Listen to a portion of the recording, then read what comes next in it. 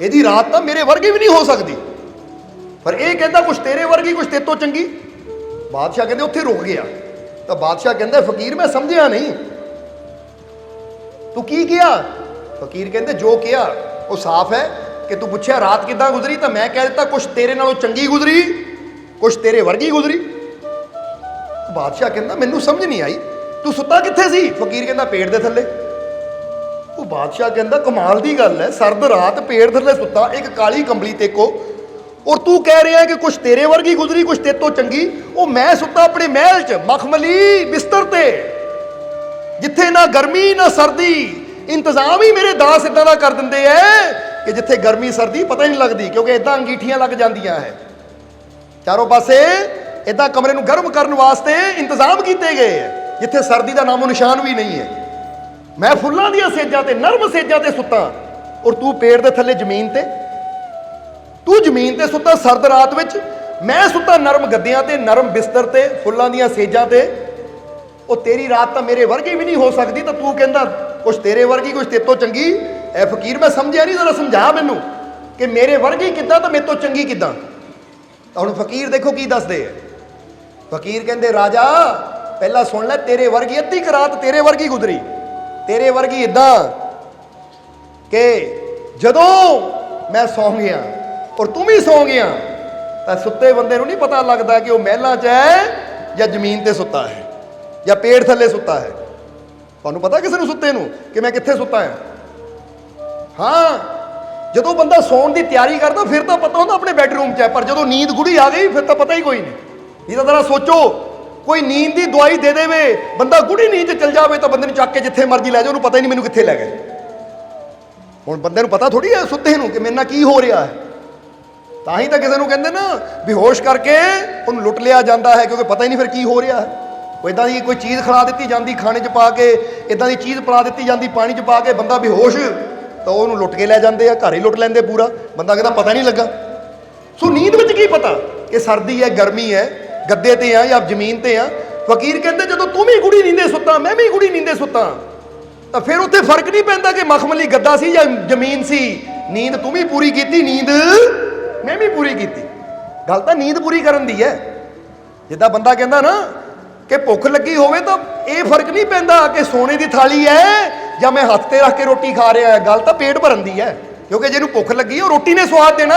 ਸੋਨੇ ਚਾਂਦੀ ਦੀ ਥਾਲੀਆਂ ਨਾਲ ਕੋਈ ਫਰਕ ਨਹੀਂ ਪੈਂਦਾ। ਉਹ ਤਾਂ ਮਨ ਦੀਆਂ ਤਸੱਲੀਆਂ ਆ ਕਿ ਮੈਂ ਸੋਨੇ ਦੀ ਥਾਲੀ 'ਚ ਖਾ ਰਿਹਾ, ਉਹ ਤਾਂ ਤਸੱਲੀ ਹੈ ਮਨ ਦੀ, ਪਰ ਕੰਮ ਤਾਂ ਉਹ ਰੋਟੀ ਨੇ ਕਰਨਾ ਹੈ। ਹੁਣ ਫਰਜ਼ ਕਰੋ ਰੋਟੀ ਉੱਪਰ ਸਬਜ਼ੀ ਰੱਖੀ ਹੋਵੇ ਔਰ ਉਹ ਰੋਟੀ ਥੱਲੇ ਥਾਲੀ ਕਿਸੇ ਵੀ ਚੀਜ਼ ਦੀ ਹੋਵੇ, ਸੋਨੇ ਦੀ, ਚਾਂਦੀ ਦੀ, ਪਿੱਤਲ ਦੀ, ਤਾਂਬੇ ਦੀ ਜਾਂ ਮਿੱਟੀ ਦੀ। ਹੁਣ ਉਹ ਤਾਂ ਇੱਕ ਮਨ ਦੀ ਤਸੱਲੀ ਹੈ ਕਿ ਮੇਰੇ ਕੋਲ ਆਹ ਥਾਲੀ ਹੈ, ਪਰ ਕੰਮ ਤਾਂ ਸਾਰਾ ਭੋਜਨ ਨੇ ਕਰਨਾ ਹੈ, ਸਵਾਦ ਤਾਂ ਭੋਜਨ ਨੇ ਦੇਣਾ ਹੈ। ਇੱਥੇ ਫਕੀਰ ਕਹਿੰਦੇ ਨੀਂਦ ਤੇਰੀ ਵੀ ਪੂਰੀ ਹੋਈ, ਮੇਰੀ ਵੀ ਪੂਰੀ ਹੋਈ। ਜਦੋਂ ਨੀਂਦ 'ਚ ਸੀ ਤਾਂ ਉਦੋਂ ਤੇਰੇ ਵਰਗੀ। ਬਾਦਸ਼ਾਹ ਕਹਿੰਦਾ ਚੱਲ ਇਹ ਤਾਂ ਠੀਕ ਹੈ, ਮੇਰੇ ਤੋਂ ਚੰਗੀ ਕਿੱਦਾਂ? ਫਕੀਰ ਕਹਿੰਦੇ ਤੇਰੇ ਤੋਂ ਚੰਗੀ ਇਦਾਂ ਕਿ ਬਾਦਸ਼ਾਹ ਤੂੰ ਸਾਰੀ ਰਾਤ ਸੁੱਤਾ ਰਿਹਾ, ਮੈਂ ਅੰਮ੍ਰਿਤ ਵੇਲੇ ਜਾਗਿਆ ਔਰ ਜਾਗ ਕੇ ਆਪਣੇ ਯਾਰ ਦੀ ਬੰਦਗੀ ਕੀਤੀ, ਆਪਣੇ ਰੱਬ ਦਾ ਨਾਮ ਲਿਆ। ਜਿਸਲੇ ਮੈਂ ਰੱਬ ਦਾ ਨਾਮ ਲੈ ਰਿਹਾ ਸੀ ਤੂੰ ਘੁਰਾੜੇ ਮਾਰ ਰਿਹਾ ਸੀ। ਬਸ ਉਹ ਰਾਤ ਜਦੋਂ ਮੈਂ ਆਪਣੇ ਰੱਬ ਨੂੰ ਯਾਦ ਕਰ ਰਿਹਾ ਸੀ, ਤੂੰ ਸੁੱਤਾ ਸੀ, ਉਹ ਤੇਰੇ ਨਾਲੋਂ ਚੰਗੀ ਸੀ। ਕਿਉਂਕਿ ਤੇਰੀ ਰਾਤ ਵਿਅਰਥ ਚਲੀ ਗਈ ਤਾਂ ਮੈਂ ਆਪਣੇ ਯਾਰ ਨੂੰ ਯਾਦ ਕਰਕੇ ਆਪਣੀ ਰਾਤ ਨੂੰ ਸਫਲ ਕਰ ਲਿਆ, ਆਪਣੀ ਰਾਤ ਸਫਲ ਕਰ। ਹੁਣ ਤੁਸੀਂ ਜ਼ਰਾ ਸੋਚਣਾ ਹੈ, ਤੁਸੀਂ ਜ਼ਰਾ ਸਮਝਣਾ ਹੈ ਕਿ ਜਦੋਂ ਅਸੀਂ ਆਪਣੇ ਰੱਬ ਨੂੰ ਯਾਦ ਕਰਦੇ ਹਾਂ, ਆਪਣੇ ਮਾਲਿਕ ਨੂੰ ਯਾਦ ਕਰਦੇ ਹਾਂ, ਤਾਂ ਸਮਝ ਲਓ ਅਸੀਂ ਆਪਣੀ ਉਹ ਰਾਤ ਨੂੰ, ਆਪਣੇ ਉਹ ਦਿਨ ਨੂੰ, ਆਪਣੇ ਉਹ ਪਲਾਂ ਨੂੰ ਸਫਲ ਕਰਦੇ ਹਾਂ। ਤਾਂ ਹੀ ਤਾਂ ਸ਼ੇਖ ਸਾਦੀ ਨੇ ਇੱਕ ਬੜਾ ਪਿਆਰਾ ਇੱਕ ਸ਼ਬਦ ਕਿਹਾ ਹੈ। ਸ਼ੇਖ ਸਾਦੀ ਇੱਕ ਫਕੀਰ ਹੋਏ ਹੈ, ਉਹ ਕਹਿੰਦੇ दिन को रिज़्क तलाश करने के लिए मेहनत करो और रात को रिज़्क देने वाले खुदा को तलाश करने के लिए मेहनत करो। बड़ी प्यारी लाइन कही उन्होंने। कहते दिन दे टाइम परमात्मा ने जो सानू रिज़्क देना है उहदे वास्ते मेहनत करिए। यानी कोई दुकानदार है दुकान ते जावे, कोई दिहाड़ीदार है दिहाड़ी ते जावे, कोई होर काम करता है, कोई बिजनेस करता है तो अपनी ड्यूटी ते जावे। वो कहते दिन को रिज़्क तलाश करने के लिए मेहनत करो, यानी दिन नूं मेहनत कर, क्योंकि तेरे नाल कई जीव जुड़े हुए हैं। तू अपना पेट भी भरना है, अपने परिवार का पेट भी भरना है, उहदे वास्ते मेहनत कर। पर जदों रात आंदी फिर रात नूं की करना है कि दिन नूं तां रिज़क तलाश करने वास्ते मेहनत कर, यानी भोजन वास्ते, कपड़े वास्ते, होर पदार्थों वास्ते दिन नूं मेहनत कर, पर रात नूं रिज़क देण वाले खुदा नूं पाण वास्ते मेहनत कर। यानी जो रिज़क देण वाला है, जो जिंदगी देण वाला वो परमात्मा है। रात नूं जाग। हुण इत्थे ये भी गल क्लीयर कर देवांगे कि रात नूं जागण का मतलब ये नहीं कि बंदा सोचे कि 12 बजे 1 बजे बस बैठा ही रवां, सोवां ही ना। ਉਹਦਾ मतलब की है कि अमृत वेला गुरुआं रहबरां ने चुनिया है, अमृत वेला। और अमृत वेला स्टार्ट कदों हुंदा है? सूरज निकलण तो 1.5 घंटा 90 मिनट पहला अमृत वेला स्टार्ट हो जाता है। हुण असीं सुणीए भी, पर अमृत वेले उठ के, यानी फर्ज करो जे 6 बजे सूरज निकलता है तो समझ लो 4:30 बजे टाइम शुरू हो गया। हुण असीं 4 बजे उठिए, हथ मूँह धोईए, इशनान कर सकते इशनान करिए, नहीं तो फ्रैश जे हो के ना बाथरूम वगैरह जाके ब्रश ब्रुश करके फ्रैश हो के 4:30 पौने 5 तक बह जाइए ध्यान से। वो अमृत वेला, उस वेले असीं जदों बहिंदे हां तो फिर समझ लो असीं अपने अंदर वो राज़िक नूं तलाश करते जो रिज़क देण वाला है। क्योंकि दिन नूं दात तलाश करनी है तो रात नूं दाते नूं तलाश करना है। और जदों रात नूं दाते नूं तलाश करते हैं तो याद रखो, जिहड़ा रात नूं दाते नूं तलाश करता है फिर दिन की रोशनी च दातां अपने आप ही उहदे कोल आणियां शुरू हो जांदियां। ये भी गल सच्ची है कि जे रात नूं तू अपने रब की बंदगी करता है, अपने रब का सिमरन करता है, उत्ते विश्वास रखता है, तो फिर दिन नूं तू जदों मेहनत करता है ना उन्होंने याद करके, तो तेनों कामयाबी आसानी नाल मिलनी शुरू हो जाती है। समझदे हो कि नहीं? तो जे रात साडी गफलत विच गुजर गई, रात नूं याद ही ना किया अपने मालिक नूं, अपने परमात्मा, अपने प्रभु नूं, तो जिहड़ा उहनूं भुल जाता है तो इदां ही समझ लो जिहड़ा दाते नूं भुल गया फिर दातां उह तों दूर होणियां शुरू हो जांदियां है। क्योंकि दाते नाल ही तो दातां जुड़ियां है। दाते नूं याद रखांगे तो दातां नेड़े आणगियां, पर दातां देण वाले दाते नूं भुलदे जावांगे तो जदों दाता भुलदा चला गया तो उहदियां दातां भी दूर हुंदियां चलियां जांदियां है। क्योंकि जुड़े हुए एक दूजे नाल। समझदे हो कि नहीं? हुण समझ लो कि राजे नाल ही, जिद्दां दुनियावी तौर पर बंदा मिसाल लैंदा है कि राजे नाल ही राजे दा धन, राजे दे पदार्थ, राजे दीयां जिन्नियां भी दातां जुड़ियां होईयां है। हुण तुसीं राजे को जाके कपड़ा मंगोगे, राजे ने कपड़ा दे देना है। भोजन मंगोगे, राजे ने भोजन देना। पर जे बंदा राजे तो दूर चला गया तो जिहड़ियां राजे नाल दातां है बंदा उन्हां तो भी दूर चला जाएगा। क्योंकि देण वाला तां राजा यानी वो मालिक, वो परमात्मा, प्रभु है। ਉਹਦੇ ਨਾਲ अपना तार जोड़ के रखांगे, ਉਹਦੇ ਨਾਲ अपना लिंक, अपना रिश्ता बना के रखांगे तो फिर जीवन च कमी कोई नहीं आएगी। ये याद रखो हमेशा। इसलिए अपना रिश्ता अपने मालिक नाल बना के रखो, ਉਹਦੇ ਨਾਲ जुड़ के रहिए तो फिर सानू जीवन च कमी कोई कदी आ ही नहीं सकती। ये उसी तरह है जिस तरह इत्थे एक मिसाल दे के समझावांगे। एक ना गुलाब का पौधा, एक गुलाब का पौधा लगा होया है और वो पौधे ते कई फुल खिले हुए हैं, कई फुल खिले हुए हैं गुलाब के पौधे ते। एक बंदा आंदा है, पौधे नूं देखदा है, गुस्से ना देखदा है, गुलाब लगा बड़ा फुल्लां नाल भरिया है, और जाके गुस्से नाल फुल तोड़ के सुट दिंदा है। गुस्से ने जाके फुल तोड़ के सुट दिंदा है। एक फुल तोड़ के सुटदा है, दूजा फुल तोड़ के सुटदा है। पर जिहड़ा गुलाब का पौधा है ना, वो हस रहा है, मुस्कुरा रहा है, वो हस रहा मुस्कुरा रहा है। हुण जदों गुलाब का पौधा हस रहा है, वो बंदा फुल गुस्से नाल तोड़ तोड़ के सुट रहा है, पर गुलाब का पौधा हस रहा है, मुस्कुरा रहा है। तो कहंदे एक फकीर पौधे नूं देख रहे हैं, पौधे नूं देख रहे हैं कि पौधा फिर हस रहा मुस्कुरा रहा है। हुण जदों बंदा वो फुल तोड़ के, जिन्ने के फुल लगे सी तोड़ के सुट दिते तो चला गया अगे, पर पौधा फिर हस रहा है। फकीर आए उस पौधे दे कोल और आके गुलाब के पौधे नूं कहण लगे कि ऐ गुलाब के नन्हे पौधे ते किन्ने फुल लगे सी, फुल्लां नाल भरिया सी, पर एक इंसान आया गुस्से च तेरे सारे फुल तोड़ के सुट दिते, तू फिर हस रहा है, तू फिर मुस्कुरा रहा है। और तेरी मुस्कुराहट की वजह की है?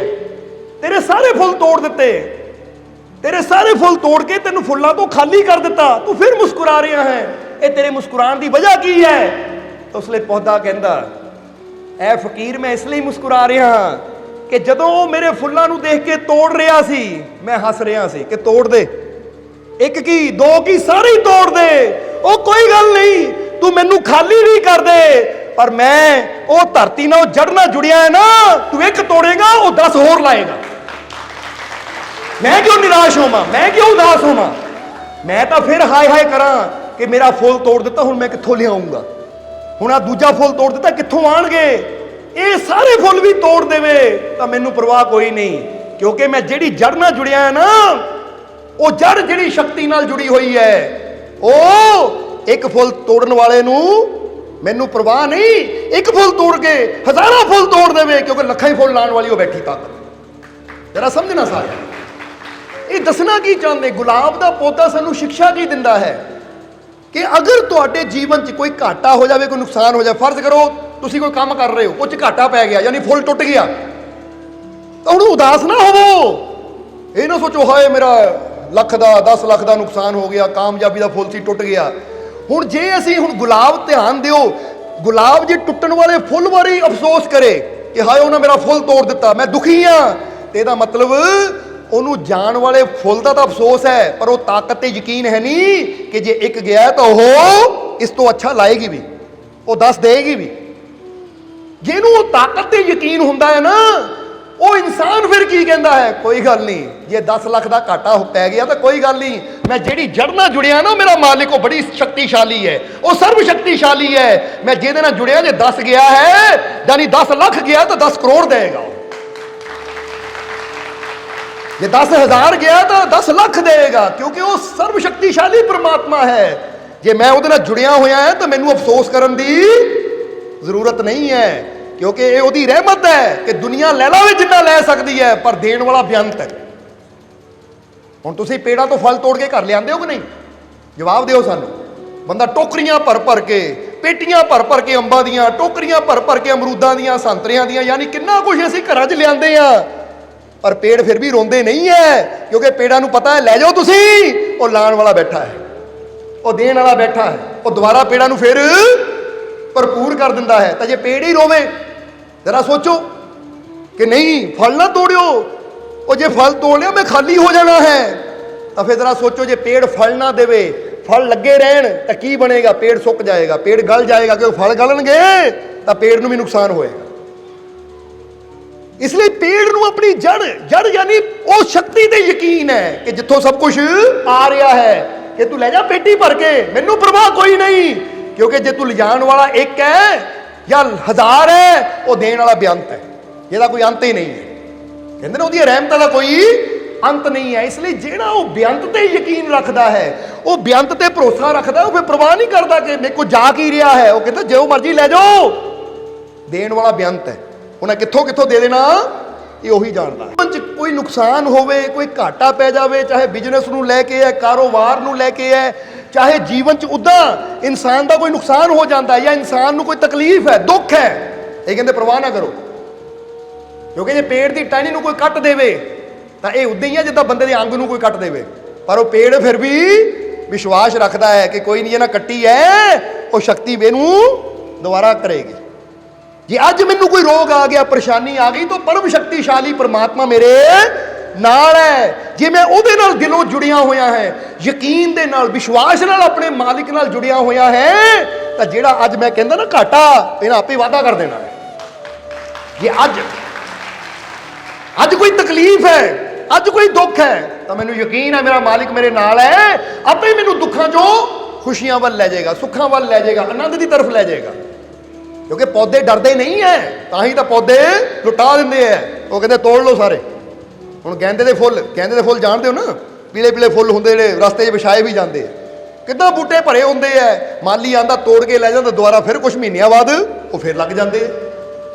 ਪਰ ਹੁਣ ਇੱਕ ਪੌਦਾ ਅਗਰ ਸੋਚੇ ਹਾਏ ਮੇਰੇ ਸਾਰੇ ਫੁੱਲ ਤੋੜ ਕੇ ਲੈ ਗਿਆ, ਮੈਂ ਆਤਮ ਹੱਤਿਆ ਕਰ ਲਵਾਂ, ਮੈਂ ਖੁਦਕੁਸ਼ੀ ਕਰ ਲਵਾਂ, ਮੈਂ ਆਪਣੀ ਜਾਨ ਦੇ ਦੇਵਾਂ, ਬੰਦੇ ਨੇ ਕਹਿਣਾ ਭਾਈ ਕੀ ਪਾਗਲਪਨ ਹੈ, ਜਾਨ ਦੇਣ ਨੂੰ ਤਿਆਰ ਹੋ ਗਿਆ। ਉਹ ਇੱਕ ਵਾਰੀ ਫੁੱਲ ਲੈ ਗਿਆ ਮਾਲੀ, ਜਾਨ ਦੇਣ ਨੂੰ ਤਿਆਰ ਹੋ ਗਿਆ।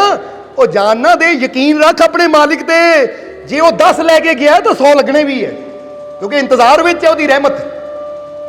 ਸਮਝਦੇ ਹੋ ਕਿ ਨਹੀਂ? ਇਸ ਲਈ ਤੁਸੀਂ ਉਹ ਸੁਣੀ ਹੋਣੀ ਹੈ, ਇੱਕ ਬਹੁਤ ਬੜੇ ਵਿਗਿਆਨਿਕ ਹੋਏ ਆ ਆਈਜ਼ੈਕ ਨਿਊਟਨ ਦੀ ਕਹਾਣੀ ਤੁਸੀਂ ਸੁਣੀ ਹੋਈ ਹੈ। ਇੱਥੇ ਥੋੜਾ ਜਿਹਾ ਉਹਨੂੰ ਅਸੀਂ ਦੁਹਰਾਵਾਂਗੇ। ਨਿਊਟਨ ਦੇ ਜੀਵਨ ਦੀ ਇੱਕ ਬੜੀ ਪਿਆਰੀ ਘਟਨਾ, ਕਹਿੰਦੇ ਇੱਕ ਘਟਨਾ ਨੇ ਉਹਦਾ ਜੀਵਨ ਬਦਲ ਦਿੱਤਾ। ਪਤਾ ਕਿਹੜੀ ਘਟਨਾ ਸੀ ਉਹ? ਕਿਹੜੀ ਘਟਨਾ ਸੀ ਭਲਾ? ਜਿਹੜੇ ਪੜ੍ਹੇ ਲਿਖੇ ਆ, ਕਾਲਜ ਸਕੂਲ ਗਏ ਆ, ਇੱਕ ਘਟਨਾ ਨੇ ਉਹਨਾਂ ਦਾ ਜੀਵਨ ਬਦਲ ਦਿੱਤਾ ਜਦੋਂ ਉਹਨਾਂ ਨੇ ਕੀ ਦੇਖਿਆ। ਕਿਉਂਕਿ ਉਹਨਾਂ ਨੇ ਗ੍ਰੈਵਿਟੀ ਦੀ ਖੋਜ ਕੀਤੀ, ਗ੍ਰੈਵਿਟੀ ਬਾਰੇ ਦੱਸਿਆ, ਹੋਰ ਬਹੁਤ ਕੁਝ ਉਹਨਾਂ ਨੇ ਦੱਸਿਆ। ਕਹਿੰਦੇ ਕਿ ਸੇਬ ਨੂੰ ਪਤਾ ਕਿ ਨਹੀਂ? ਅੱਛਾ, ਕਿਹਨੂੰ ਕਿਹਨੂੰ ਪਤਾ ਕਹਾਣੀ ਦਾ? ਕਿ ਸੇਬ ਨੂੰ ਗਿਰਦਾ ਦੇਖਿਆ ਤਾਂ ਉਹਨਾਂ ਦੀ ਲਾਈਫ ਕਹਿੰਦੇ ਚੇਂਜ ਹੋ ਗਈ। ਪਰ ਉਹਨਾਂ ਦੇ ਜੀਵਨ ਦੇ ਵਿੱਚ ਅਗਰ ਦੇਖਿਆ ਜਾਵੇ, ਪੜ੍ਹਿਆ ਜਾਵੇ ਉਹਨਾਂ ਦੀ ਜ਼ਿੰਦਗੀ ਨੂੰ, ਤਾਂ ਕਹਿੰਦੇ ਜਦੋਂ ਉਹ ਮਾਂ ਦੇ ਗਰਭ 'ਚ ਸੀ ਤਾਂ ਕੁਝ ਮਹੀਨੇ ਪਹਿਲਾਂ ਹੀ ਉਹਨਾਂ ਦੇ ਬਾਪ ਦੀ ਡੈਥ ਹੋ ਗਈ, ਜਨਮ ਤੋਂ ਪਹਿਲਾਂ ਹੀ। ਯਾਨੀ ਜਦੋਂ ਆਪਣੀ ਮਾਂ ਦੇ ਗਰਭ 'ਚ ਸੀ ਤਾਂ ਜਨਮ ਲੈਣ ਤੋਂ ਕੁਝ ਮਹੀਨੇ ਪਹਿਲਾਂ ਹੀ ਉਹਨਾਂ ਦੇ ਪਿਤਾ ਦੀ ਮੌਤ ਹੋ ਗਈ। ਉਹਨਾਂ ਦੀ ਮਾਤਾ ਨੇ ਦੂਜੀ ਸ਼ਾਦੀ ਕੀਤੀ, ਪਰ ਦੂਜੀ ਸ਼ਾਦੀ ਵਿੱਚ ਜਿਹੜੇ ਉਹਨਾਂ ਦੇ ਸੁਤੇਲੇ ਪਿਤਾ ਸੀ ਉਹਨਾਂ ਨੇ ਆਪਣੇ ਕੋਲ ਨਹੀਂ ਰੱਖਿਆ, ਉਹਨਾਂ ਨੂੰ ਨਾਨੀ ਦੇ ਘਰ ਭੇਜ ਦਿੱਤਾ। ਸਮਝਦੇ ਹੋ ਕਿ ਨਹੀਂ? ਨਾਨੀ ਦੇ ਘਰ ਵਿੱਚ ਭੇਜ ਦਿੱਤਾ, ਔਰ ਨਾਨੀ ਦੇ ਘਰ ਵਿੱਚ ਵੀ ਹਾਲਾਤ ਕੁਝ ਠੀਕ ਨਹੀਂ ਸੀ। ਜਾਨੀ ਸਾਰੀ ਜ਼ਿੰਦਗੀ ਦੁੱਖਾਂ 'ਚ ਗੁਜ਼ਰੀ, ਨਿਰਾਸ਼ਾ 'ਚ ਗੁਜ਼ਰੀ। ਕਹਿੰਦੇ ਨਿਊਟਨ ਬੜੇ ਨਿਰਾਸ਼ ਸੀ, ਬੜੇ ਉਦਾਸ ਸੀ ਕਿ ਮੇਰੇ ਜੀਵਨ 'ਚ ਖੁਸ਼ੀ ਕਿੱਦਾਂ ਆਏਗੀ, ਕਾਮਯਾਬੀ ਕਿੱਦਾਂ ਆਏਗੀ, ਇੱਦਾਂ ਦੇ ਅੰਦਰ ਵਿਚਾਰ ਚੱਲ ਰਹੇ ਸੀ। ਤੇ ਇੱਕ ਦਿਨ ਪੇੜ ਥੱਲੇ ਬੈਠੇ, ਸਮਝਦੇ ਹੋ ਕਿ ਨਹੀਂ? ਔਰ ਉੱਪਰੋਂ ਕੀ ਗਿਰਿਆ? ਜਵਾਬ ਦਿਓ। ਸੇਬ। ਕਹਿੰਦੇ ਇੱਧਰ ਸੇਬ ਗਿਰਿਆ, ਉੱਧਰ ਗਿਰਿਆ, ਪਰ ਨਿਊਟਨ ਆਪਣੇ ਖਿਆਲਾਂ 'ਚ ਖੋਏ ਹੋਏ ਸੀ, ਭੁੱਖ ਵੀ ਲੱਗੀ ਹੋਈ ਸੀ। ਔਰ ਇਹ ਘਟਨਾ ਇਹ ਤਾਂ ਸਾਰੇ ਦੱਸਦੇ ਐ ਕਿ ਸੇਬ ਗਿਰ ਕੇ ਉਹਨਾਂ ਦੀ ਜ਼ਿੰਦਗੀ ਬਦਲ ਗਈ, ਪਰ ਕਿੱਦਾਂ ਬਦਲੀ ਇਹ ਕੋਈ ਨਹੀਂ ਦੱਸਦਾ। ਕਿਉਂਕਿ ਉਸ ਦਿਨ ਇੰਨੇ ਪਰੇਸ਼ਾਨ ਕਰ ਡਾਂਟ ਪਈ, ਭੁੱਖੇ ਹੀ ਘਰੋਂ ਆ ਗਏ, ਭੁੱਖੇ ਹੀ ਘਰੋਂ ਆ ਗਏ ਨਿਰਾਸ਼ ਹੋ ਕੇ ਪੇੜ ਥੱਲੇ ਬਹਿ ਗਏ। ਸੇਬ ਦਾ ਪੇੜ ਸੀ, ਪੇੜ ਤੋਂ ਸੇਬ, ਪੱਕੇ ਹੋਏ ਸੇਬ ਸੀ, ਗਿਰ ਰਹੇ ਸੀ। ਪਰ ਨਿਊਟਨ ਆਪਣੇ ਹੀ ਖਿਆਲਾਂ 'ਚ ਦੁਖੀ, ਉਦਾਸ, ਨਿਰਾਸ਼, ਇੱਧਰ ਸੇਬ ਗਿਰਿਆ, ਉੱਧਰ ਗਿਰਿਆ, ਧਿਆਨ ਹੀ ਨਹੀਂ ਗਿਆ। ਆਖਰ ਕਹਿੰਦੇ ਇੱਕ ਸੇਬ ਸਿੱਧਾ ਗਿਰਿਆ ਨਿਊਟਨ ਦੇ ਉੱਪਰ। ਜਦੋਂ ਠਾਹ ਕਰਕੇ ਸਿਰ 'ਚ ਵੱਜਾ ਨਾ ਤਾਂ ਨਿਊਟਨ ਧਿਆਨ ਫਿਰ ਸੇਬ ਵੱਲ ਗਿਆ। ਹੈ ਇਹ ਸੇਬ ਕਿੱਥੋਂ ਆਇਆ? ਸੇਬ ਨੂੰ ਹੱਥ 'ਚ ਪਕੜ ਕੇ ਉੱਪਰ ਦੇਖਿਆ ਤਾਂ ਫਿਰ ਉਹਨਾਂ ਨੇ ਉਹ ਸੇਬ ਨੂੰ ਹੱਥ 'ਚ ਲਿਆ। ਲਾਲ ਸੇਬ ਸੀ, ਮੁੱਚ ਮਾਰਿਆ, ਮਿੱਠਾ ਸੇਬ। ਤਾਂ ਫਿਰ ਉਹਨਾਂ ਦੇ ਦਿਮਾਗ 'ਚ ਕੀ ਆਇਆ ਕਿ ਮੈਂ ਭੁੱਖਾ ਸੀ, ਇੱਥੇ ਆ ਕੇ ਬੈਠਾ, ਔਰ ਮੈਂ ਕੋਈ ਕੋਸ਼ਿਸ਼ ਨਹੀਂ ਕੀਤੀ ਇਹਨੂੰ ਤੋੜਨ ਦੀ, ਪਰ ਫਿਰ ਵੀ ਇਹ ਸੇਬ ਮੇਰੇ ਤੇ ਗਿਰਿਆ ਔਰ ਮੈਂ ਇਹਦਾ ਸਵਾਦ ਲੈ ਰਿਹਾ। ਇਹਦਾ ਮਤਲਬ ਹੈ ਕਿ ਇਹ ਜਿਹੜੀ ਕੁਦਰਤ ਹੈ ਨਾ, ਇਹ ਜਿਹੜਾ ਬ੍ਰਹਿਮੰਡ ਹੈ, ਇਹ ਹਰ ਵੇਲੇ ਸਾਨੂੰ ਦੇਣ ਨੂੰ ਤਿਆਰ ਹੈ। ਅਹਿਸਾਸ ਕਰਾਂਦਾ ਹੈ ਕਿ ਕੋਈ ਤੈਨੂੰ ਦੇਵੇ ਨਾ ਦੇਵੇ, ਪਰ ਮੈਂ ਹਮੇਸ਼ਾ ਤੇਰੇ ਨਾਲ ਹੈ, ਤੇਰਾ ਪੇਟ ਭਰਨ ਨੂੰ ਤਿਆਰ। ਬਸ ਤੂੰ ਸਮਝ ਲੈ, ਤੂੰ ਸਮਝ ਲੈ ਇਸ ਨੂੰ, ਕਿਉਂਕਿ ਕੁਦਰਤ ਦੇਣ ਨੂੰ ਤਿਆਰ ਹੈ, ਪਰ ਤੂੰ ਲੈਣਾ ਕਿੱਦਾਂ ਹੈ ਉਹਦੇ ਵਾਸਤੇ ਤੈਨੂੰ ਥੋੜੀ ਜਿਹੀ ਮਿਹਨਤ ਕਰਨ ਦੀ ਲੋੜ ਹੈ, ਸੋਚਣ ਦੀ ਲੋੜ ਹੈ, ਸਮਝਣ ਦੀ ਲੋੜ ਹੈ। ਕਹਿੰਦੇ ਉਹ ਥਿਉਰੀ ਨੇ ਫਿਰ ਉੱਥੋਂ ਹੀ ਨਿਊਟਨ ਨੇ ਸਾਰੀ ਖੋਜ ਕੀਤੀ ਕਿ ਕਿੱਦਾਂ ਚੀਜ਼ ਗਿਰਦੀ ਹੈ, ਕਿੱਦਾਂ ਨਹੀਂ।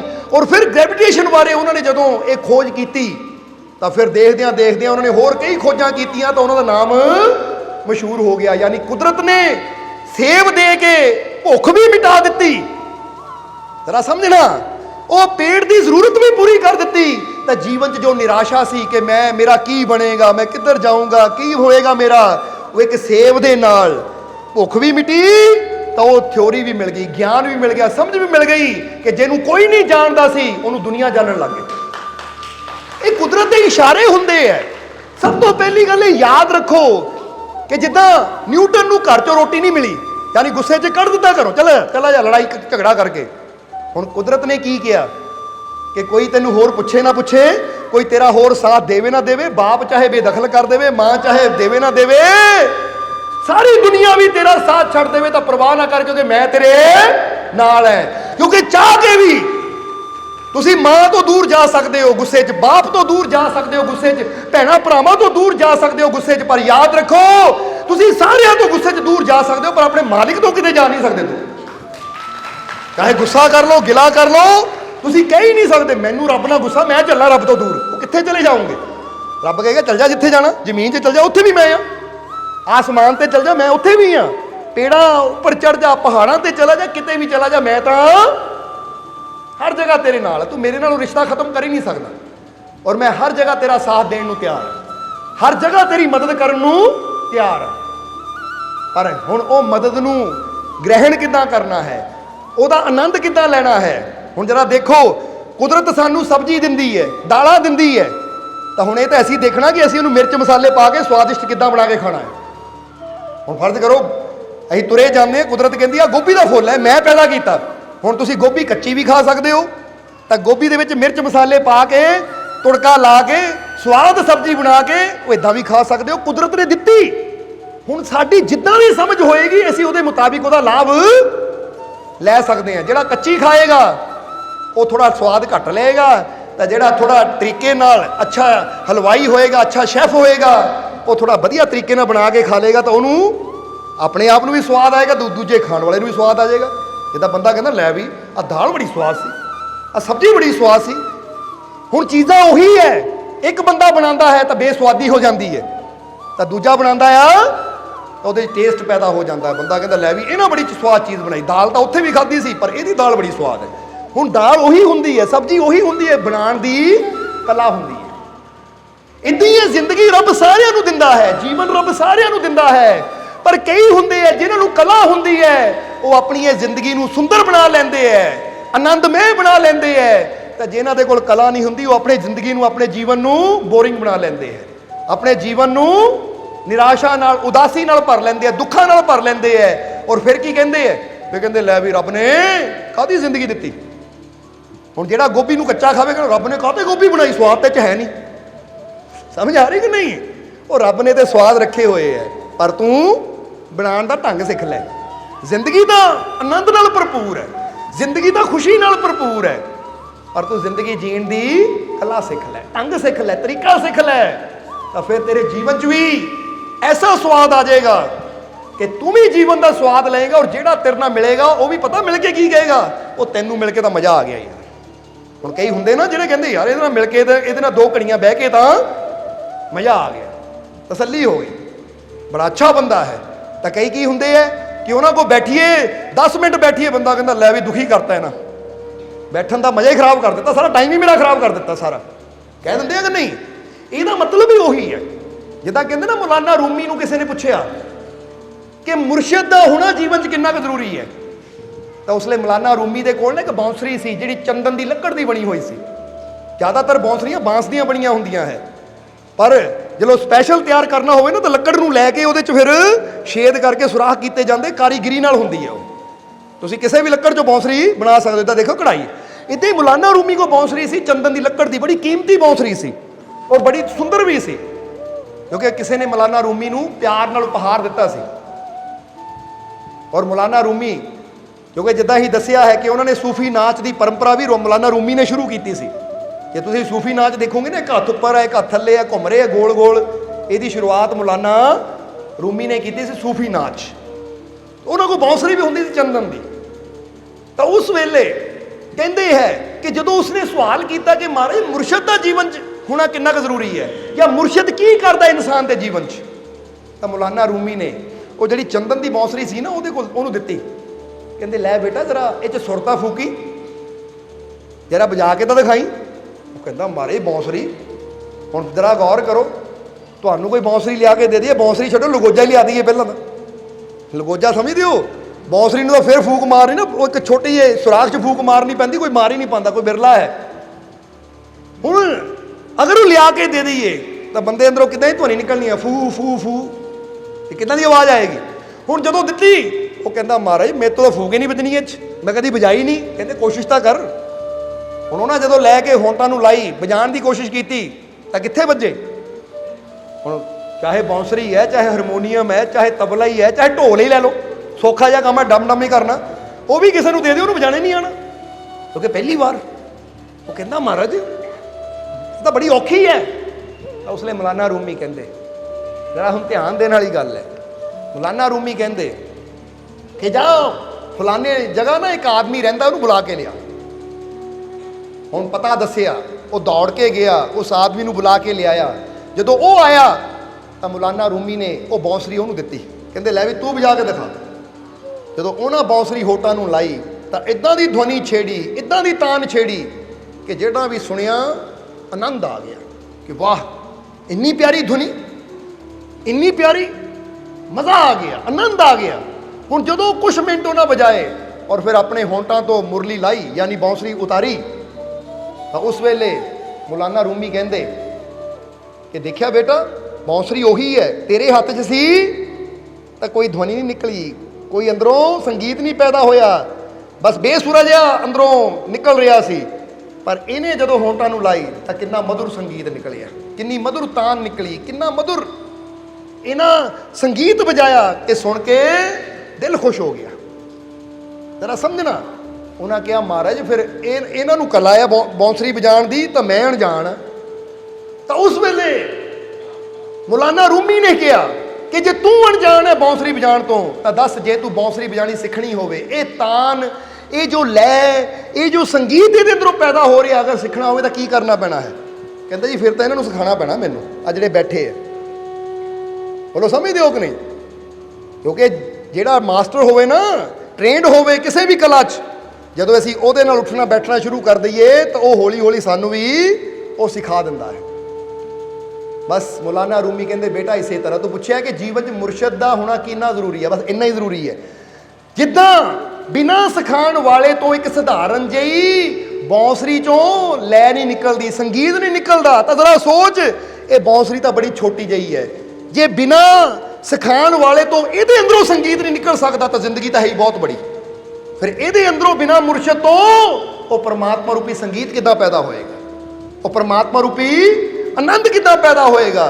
जिस तरह अगर इंसान संगीत सीखना चाहता है तू यदि सोबत करेगा तो जल्दी ही ये बांसुरी चों वो मधुर संगीत पैदा हो जाएगा। फिर तुम ही जो बांसुरी बजाएगा तो इदां दी बजाएगा कि आनंद आ जाएगा।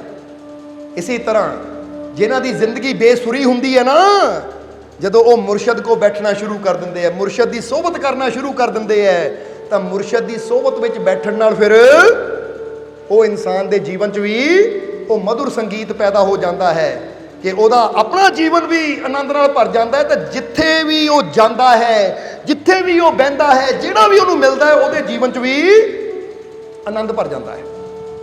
समझते हो कि नहीं? ये कला सीखनी पैंती है मुरशद को जाके, इसलिए यही चीज़ तो बुल्ले शाह इधर कह रहे हैं। जरा समझना सारिਆਂ ने कि जिद्दां बिना सूरज तो दिवस नहीं होंदा।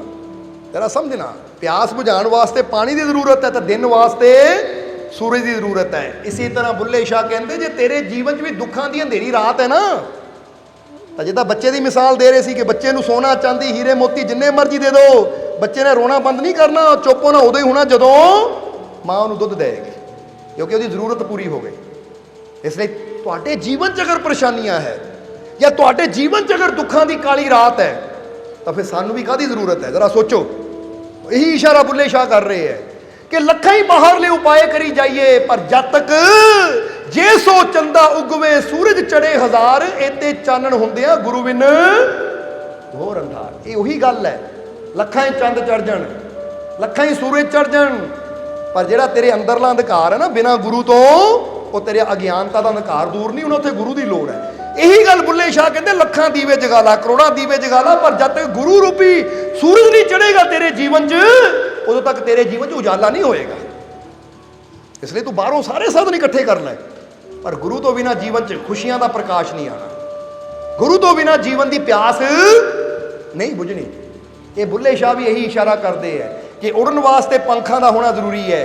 इसी तरह जे पंखी दे पंख सलामत है तो उच्चियां उडारियां मारदा है, तो जे इंसान के जीवन च मुरशद है तो फिर मुरशद की बाह पकड़ के इंसान ऊंचाइयां तक पहुंचता है। क्योंकि पंखी नूं पंख उड़ाते है तो मुरशद का ज्ञान इंसान नूं वो सोझी दे दिंदा है कि इंसान जमीन तो उठ के अर्श तक पहुंच जाता है।